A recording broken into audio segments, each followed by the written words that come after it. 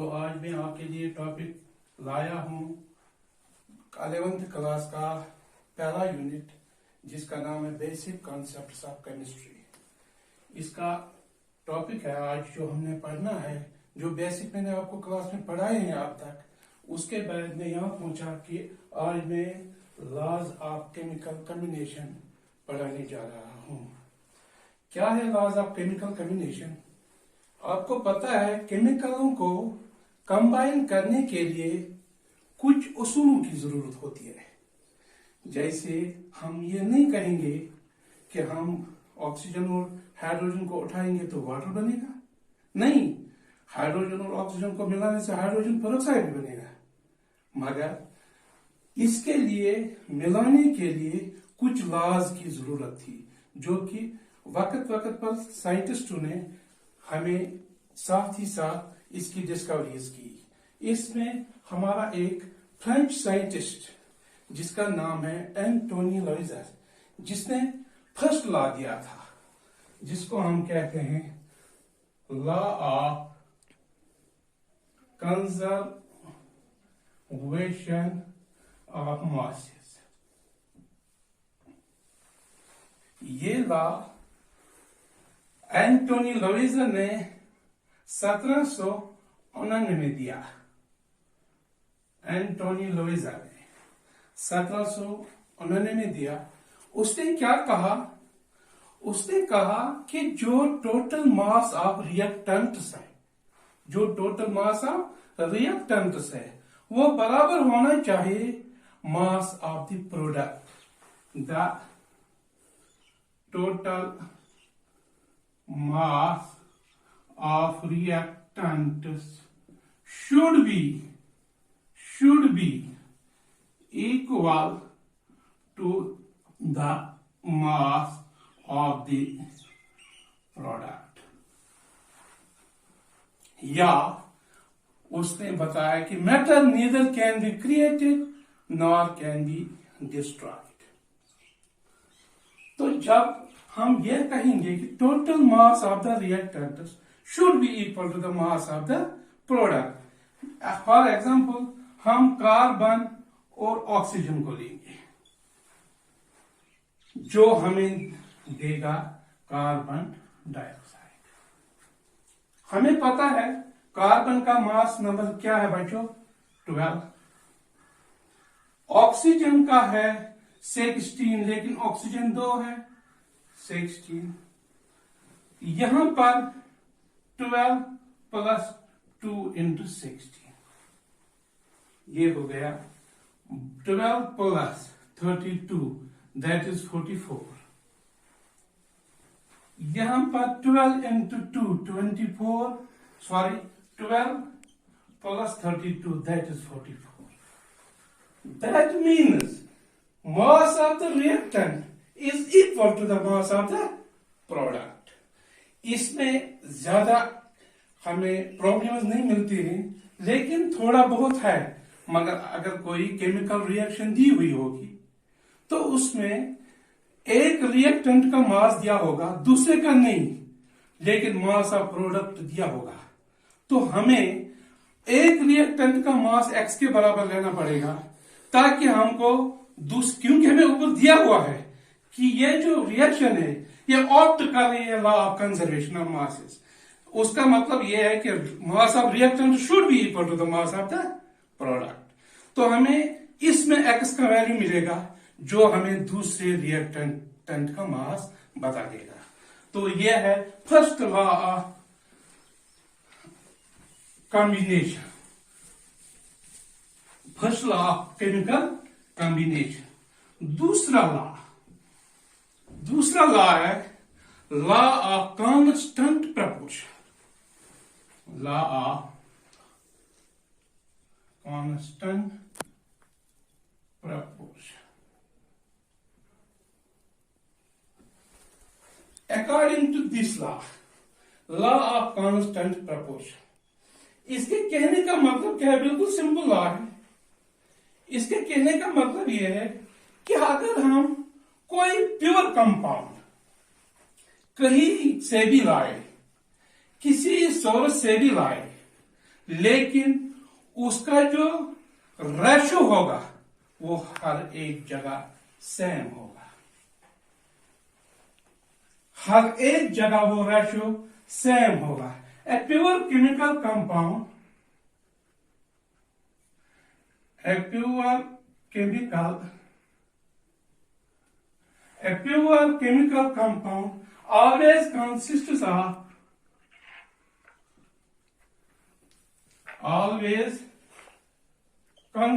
of the same elements,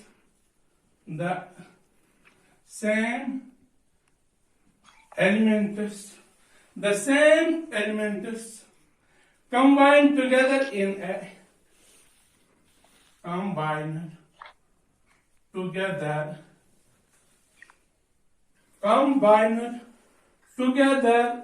a fixed proportion by weight. Fixed proportion by weight. इसके कहने का मतलब क्या है? मतलब साफ है कि अगर हम फॉर एग्जाम्पल लेंगे, हम कोई 3 किस्म का वाटर लेंगे, 3 सोर्सेस का वाटर लेंगे। हम एक लेंगे सी वाटर, दूसरा लेंगे रेन वाटर, और तीसरा लेंगे हम टैप वाटर। तीनों प्योर किस्म के वाटर होंगे, प्योर वाटर होंगे तीनों में। लेकिन हमको पता है कि molecular formula of sea water का भी होगा H2O, रेन वाटर का भी होगा H2O, और टैप वाटर का भी होगा H2O। ठीक है। और अगर हम इनका मास का रेशो लेंगे तो 2 हाइड्रोजन है गया 2:2, ऑक्सीजन का एटॉमिक मास हो गया 60, रेन वाटर में भी 2:60, और टैप वाटर में भी 2:60। ये हो गया 2:16 हो गया 1:8, 1:8, 1:8।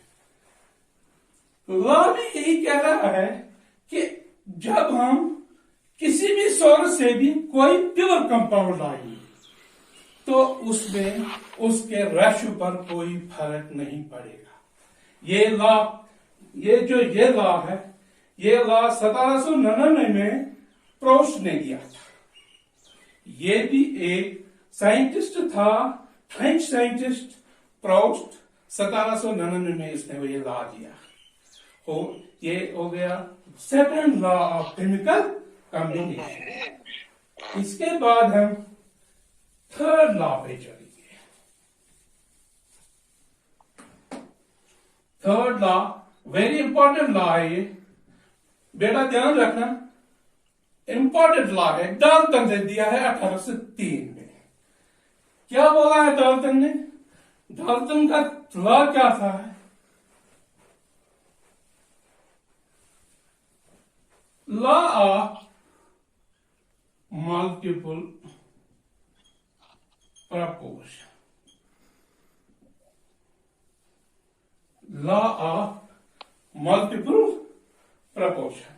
इससे पहले क्या हमने बोला?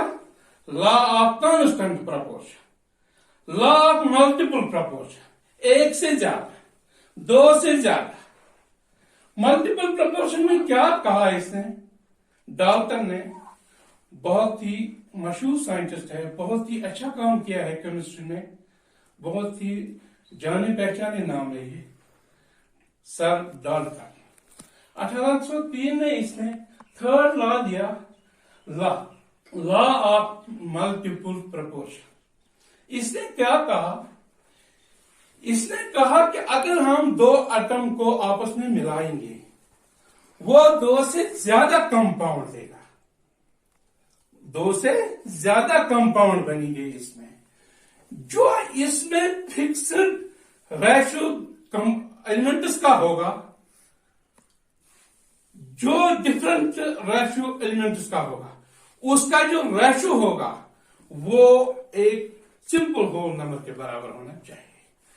एग्जाम्पल के तौर पर अगर हम कार्बन प्लस ऑक्सीजन, ये देगा कार्बन डाइऑक्साइड, बैलेंस करो बेटा, 2 ऑक्सीजन 2 टाइम। यही कार्बन और ऑक्सीजन अगर हम मिलाएंगे, यही देगा कार्बन मोनोऑक्साइड। देखो बेटा, यहां पर इसका एटॉमिक मास क्या है कार्बन का? शाबाश, 12। और इसका है 16, 2 ऑक्सीजन और 16 दूनी 32। यहां पर भी 12 और ये हो गया 16। ठीक। देखो लॉ क्या कह रहा है? लॉ कह रहा है जब हम 2 एलिमेंट को आपस में रिएक्शन कराएंगे तो रिएक्शन से 2 या 2 से ज्यादा कंपाउंड बनेंगे। उसमें से देखो एक का रेशो फिक्स्ड होगा, कार्बन 12 पर कार्बन 12। यहां पर ऑक्सीजन का है 32, यहां पर ऑक्सीजन क्या है 16। ये क्या है? जो डिफरेंस है एटॉमिक मास में, जो डिफरेंस है उसका जो रेशो होगा वो एक सिंपल रेशो होगा, सिंपल होल नंबर रेशो होगा। मिसाल के तौर पर डिफरेंस क्या है रेशो में? 32 divide by 60, that is 62 1, that is 2 by 1 or 2 is to 1, which is simple whole number ratio। 2 by 1 होगा, 1 by 2 होगा, 2 by 3 होगा, 3 by 2 होगा, 4 by 5 नहीं, 5 by 4 ऐसे नहीं, वहां तक नहीं जाना आपको, बस यहां तक सिंपल होल नंबर रेशो होना चाहिए। ये कौन सा लॉ है? Law of multiple proportion. इसके बाद जो लॉ है, चौथा law of reciprocal proportion. Actually जो वो लॉ है एनसीईआरटी में नहीं है वो, मगर लॉ एग्जिस्ट कर रहा है। उसमें सिर्फ 5 लॉ है। फिर आपको गेल-लुचिस लॉ होगा और एवोगाड्रोस हाइपोथेसिस। मगर ये जो लॉ है, लॉ ऑफ रेसिप्रोकल प्रपोर्शन, जो हम करने जा रहे हैं, ये इन 3 लॉ का निचोड़ है। इन 3 लॉज को मिला के बनाया है। क्या कह रहा है चौथा law of reciprocal proportion. Law of reciprocal proportion.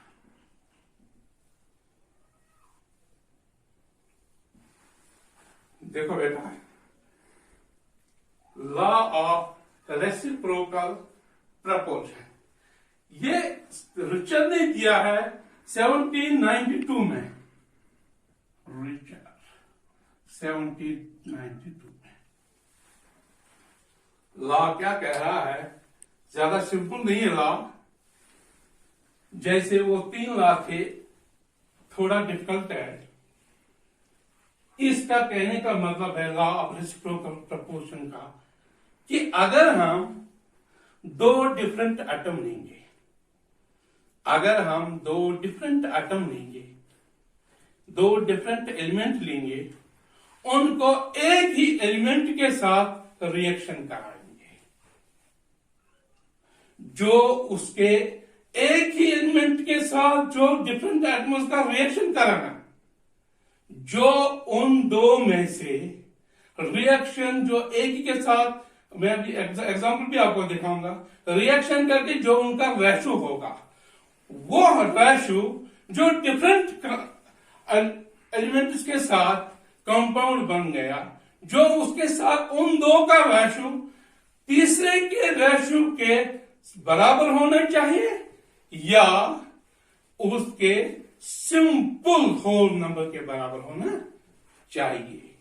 मिसाल के तौर पर अगर हम हाइड्रोजन और ऑक्सीजन को लेंगे, हाइड्रोजन और